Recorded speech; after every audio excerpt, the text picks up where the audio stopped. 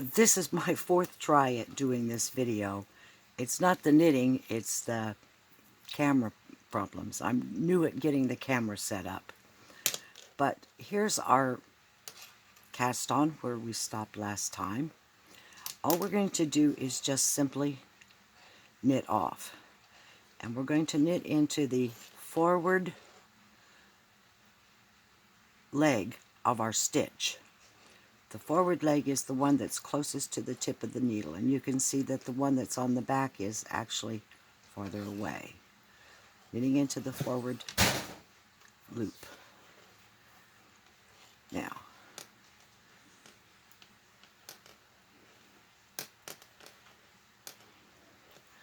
we have a whole row to do. Notice how easy this is. It would be easier if my hands were in my lap, but trying to hold it here for the camera.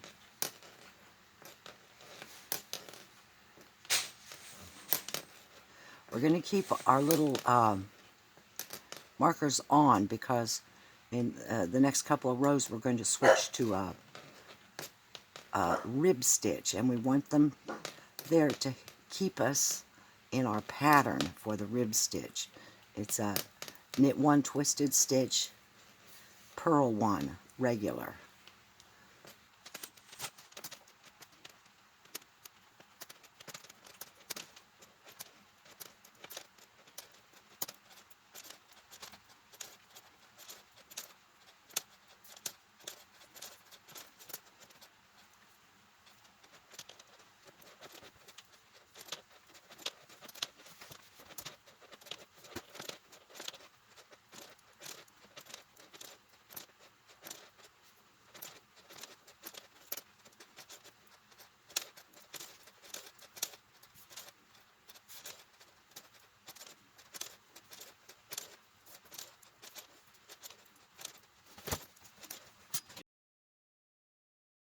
Okay, we finished with our first row.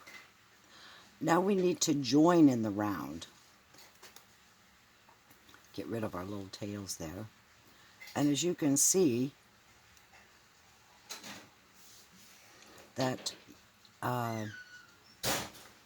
provisional cast on makes it very easy to see whether or not we have twisted our stitches.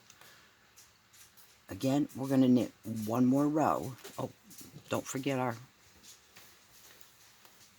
beginning of row. This first stitch, we're going to make sure we make it nice and snug because we don't want a hole there.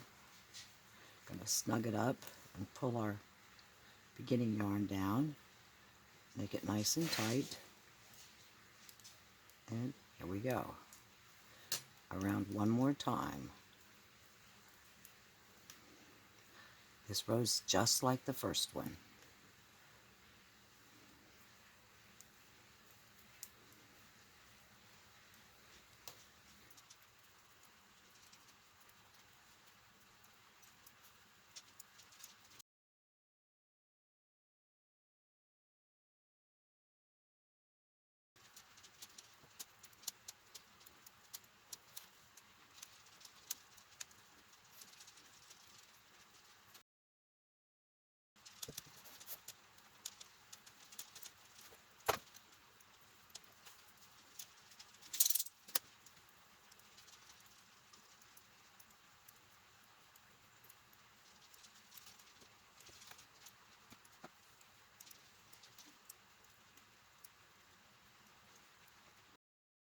We're back to the beginning. We've got 2 rows knit here, and we definitely have not twisted it. One thing you need to learn about when you're learning to knit is to be able to read your stitches. This is a plain knit here. You can see there's my forward leg and my backward leg. Okay, here's a knit stitch that I did on the last round. There would be my forward leg, and there's my back leg. But when it's presented to me on my needle, okay, the forward leg is on the front and the back leg is on the back of the needle. And we're knitting round and round, and if you're doing knit stitches in the round, that's the way they will be presented to you. Okay, so we're going to knit through the back loop. And to do that, we're just going to go to the back of the loop. Let's look at that again. Okay, and then we're going to do a purl through the front loop. And we're going to, not this one, but the back loop. Okay, can you see it? Back loop. What that does is it twists our stitch. A purl, a twisted knit stitch, a purl, a twisted knit. And you'll notice that the difference between the purl and the knit, with my method of knitting, which is left-handed, is minimal. Okay, now we left our markers on. We started with a knit stitch, okay, and our pattern is 2 stitches, so if we started with a knit stitch, we should end with a purl stitch, and we do. Ready to do the next knit. Now I'll continue around this row.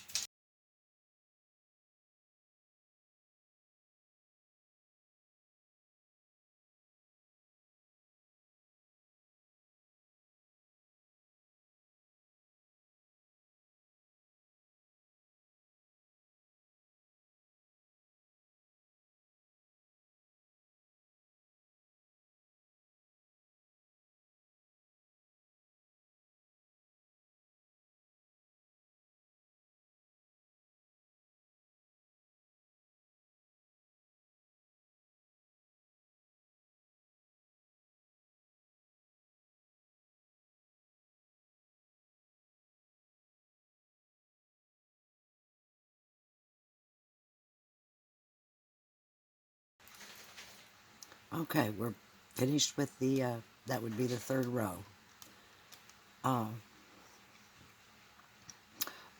We did the first 2 rows just plain knit, so that when we turn that, when we turn the cuff here, the bulk will be decreased right back here, and you can see those. I don't know if you can or not.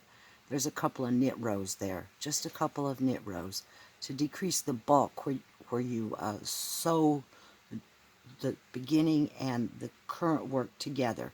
But we'll get there and you'll see what I'm talking about. Okay, this will be our next row. But, oh, things have changed. Okay? Our stitches for my purl are now not in the same position they were on the previous row. And the reason is that on the previous row, those purl stitches had been previously knitted, which put their position on the needle differently. Now I purled those stitches, so when I purl them now, I'm going to have to come from the back here. Before the stitch presented like this, okay, but now it's going to present like this, and I have to recognize which is which.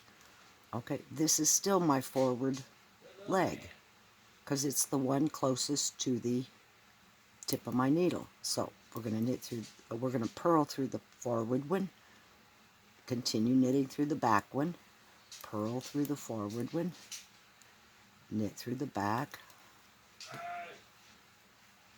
purl. If you notice, my fingers on my right hand do a lot of work. They keep my stitches, they kind of meter them out. Okay. Anyway, let's go around.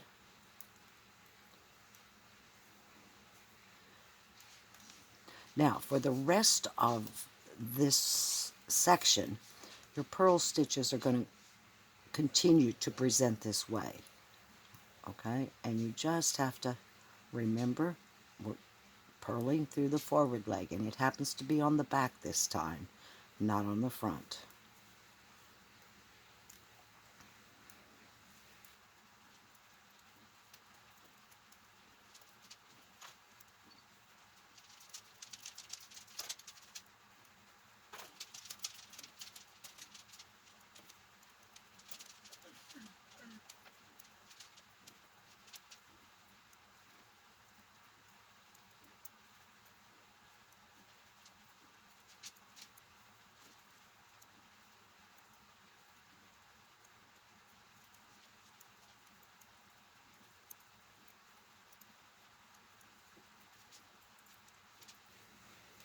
Okay, we finished that next row.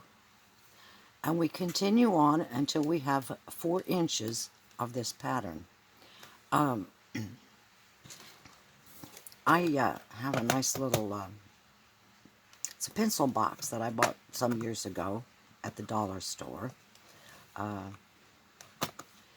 It's designed for pencils, but boy, it works nicely for knitting supplies. It's two-sided, which I really love, because I can actually keep my hat knitting needles on one side and some stops and tape and whatever. But what I did the other day, I got tired of mislaying my ruler, and so I took my ruler and a magic marker and laid a ruler on the top. And so basically I'm going to look for 4 inches, which would be here to here. And when I get that far, I'll be back. Oh, by the way, it takes between 20 and 24 rows, someplace around there, to get 4 inches. At least with my gauge. Yours may be slightly different. But continue knitting until you have between 3 3/4 and 4 inches of knitting. And I'll be back when I have my 4 inches done.